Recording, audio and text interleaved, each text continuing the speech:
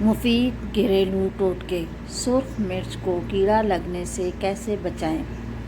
سرخ مرچ اگر 2 کلو ہو تو اسے پسوا کر سرسوں کا تیل 1 بڑا چمچ ڈال کر ہاتھوں سے اچھی طرح مسل دیں تو اس کو کبھی بھی کیڑا نہیں لگتا۔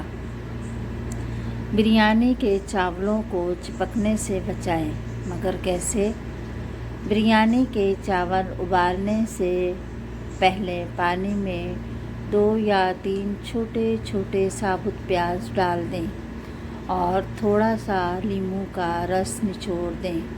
اس میں چاول کبھی بھی نہیں چپکے گا، ہمیشہ الگ رہے گا اور تہہ بچھاتے ہوئے ان پیازوں کو نکال دیں۔ آپ کی بریانی بہت مزیدار بنے گی۔ کریم گاڑھی کرنی ہے تو ہم اس کے لیے کیا طریقہ استعمال کریں؟ کریم گاڑھی کرنے کے لیے پھینٹتے وقت 1 پاؤ کریم میں 1 چائے کا چمچہ سادہ جیلاٹن ملا لیں۔ جیلاٹن فاضل دودھ چوس کر جلد گاڑھا ہونے میں مدد ملے گی۔ چینی کو چیونٹی سے بچائیے، مگر کیسے؟